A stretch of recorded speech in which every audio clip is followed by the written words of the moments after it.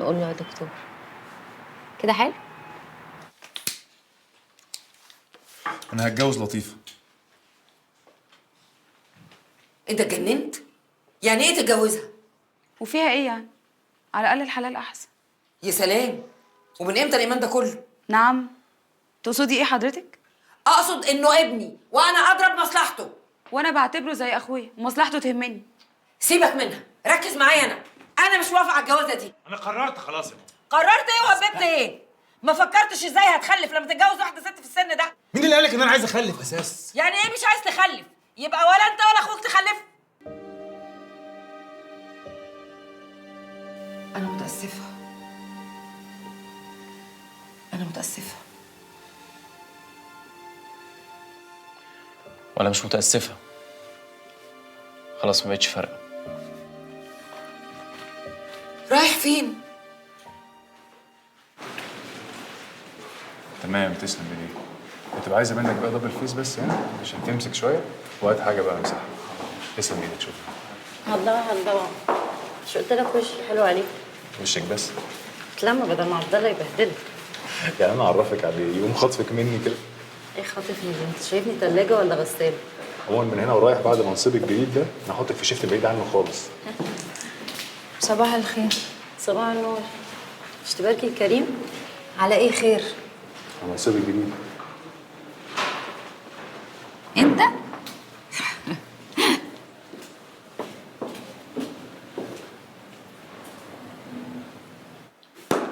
انا عايزك تعمل ايه؟ انا عايزك تاخد البيت اللي جنب المستشفى ده ونهده اصلا. طيب بس التصريح الهد والبنى ده على اساس اللي احنا اشتريناه مش حاجه سهله. في يا عبد الله، انت ليه محسسني ان انت اول مره تعمل حاجه؟ يعني كل عقده وليها حلال. اتصرف. تمام. عايزاك يا هشام. طيب نكمل بعدين بقى. بقول لك ايه والنبي يا دكتور عبد الله، وبخلي المحروسه بتاعتك دي تلم نفسها شويه وتبطل قاعده في الريسبشن للي رايح واللي جاي. اعتقد ان الدكتوره اعتماد هي اللي المفروض تقول كده. والله هي دكتوره اعتماد دلوقتي هي اللي بتدي الاوامر، ولا كريم بقى ابن خالتك اعتماد؟ طب اتفضل انت يا عبد الله وانا بكلمك نرجع نكمل كلامنا.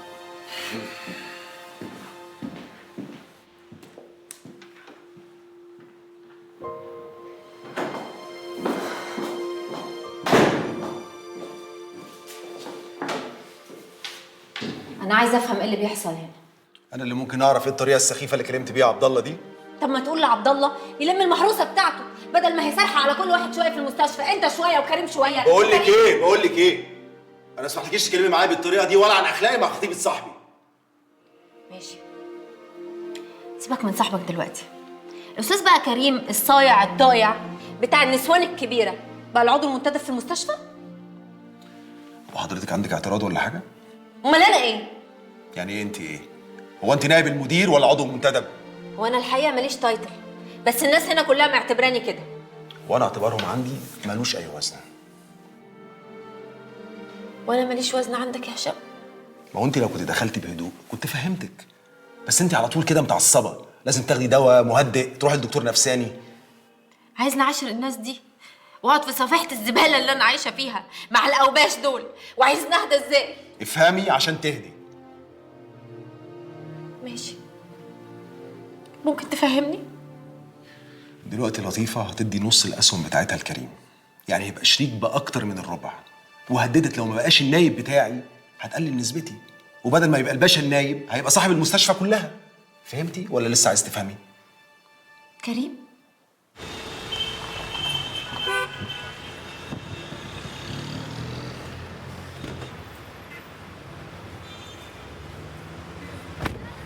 في ايه؟ جايباني على ملا وشي ليه؟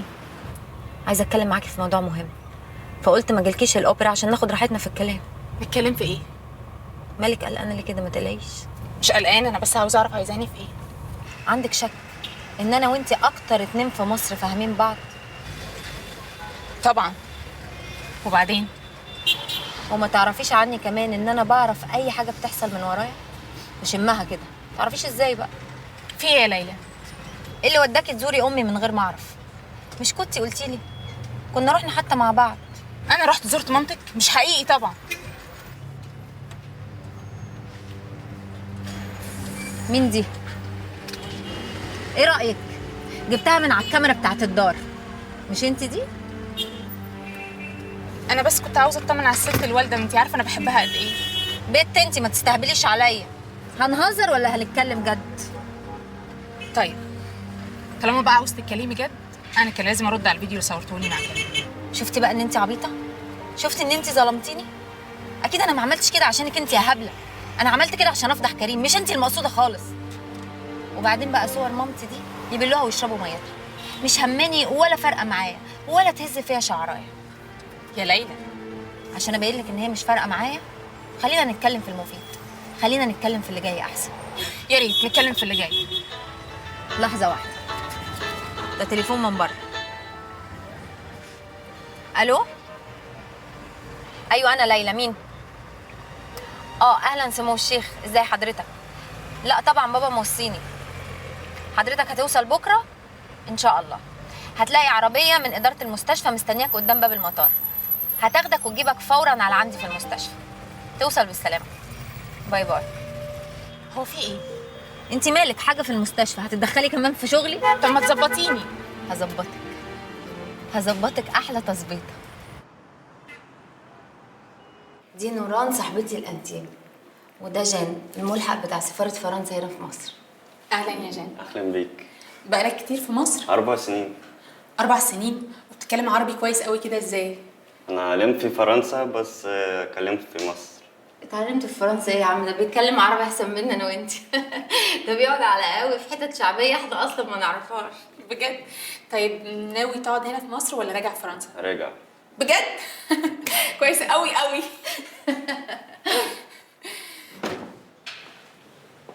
مس ليلى الضيف العربي وصل. اهلا وسهلا، نورت مصر كلها. والله مصر منوره باهلها. دكتور هشام جوزي وصاحب المستشفى دي واحسن دكتور تجميل في مصر. أهلا وسهلا. ده اللي هيظبط لحضرتك كل اللي انت عاوزه. والله حكاني عنه الوالد. اهلا بيك يا فندم، ان شاء الله تخرج من عندنا مبسوط وكل اللي انت عايزه كمان. الله يحفظك دكتور. سلمى. اتفضل دلوقتي معانا، هطلع حضرتك على الرويال سويت تستريح شويه وتعمل شويه فحوصات. والله ما بيخالف. ورايا يا شباب. نورتنا يا فندم. انا مش عايز ولا غلطه. الراجل ده لما عملت عنه سيرش طلع من اغنى اغنياء الخليج. مش عارف ازاي باباكي اقنعه يجي يعمل عمليه هنا بدل امريكا. ياكش يتمر بس. عبد الله مش هوصيك ها. هو المأذون اتأخر ليه؟ زمانه جاي قدام نص ساعة كده. نص ساعة. انت جبتونا بدري ليه يا ابني؟ هو احنا فاضيين؟ معلش يا هشام، الاتنين يخصوك. العروسه قريبتك والعريس خال بنتك. وبعدين انت هتشرفنا هنا يا دكتور هشام. اتفضل. شاكرين يا سيدي، مش عايز. كلم الشيخ بس عشان عندنا 100,000 حاجه. طيب حاضر، هخش استعجل لطيفة واكلمه من جوه. لا انا هستعجل لطيفه وانت كلمه. طيب. تاكلوا يا دكتور.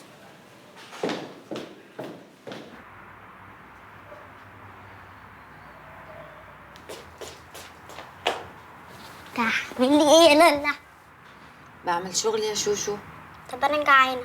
خشي عند الدادا جوه هتعمل لك اكل. ماشي. طب استني شويه وانا هقوم احضر لك العشاء. واو، ايه ده؟ ايه قله الادب دي؟ مش تستأذني عيب كده، ازاي تبصي كده؟ سوري. اتفضلي خشي اوضتك. مش دخلوا كريم؟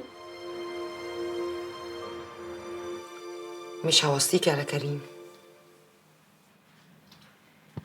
لا توصيني ايه؟ ده انت توصيه هو عليا. انا بكبر. ما تقوليش كده، ده انت زي القمر. في ايه يا دكتوره؟ انا ست واقعيه، ما بضحكش على روحي. كريم في عيوني. المهم هو ما يجرحنيش. انت ست فاهمه انا اقصد ايه. فاهمه كويس. ربنا يوفقه.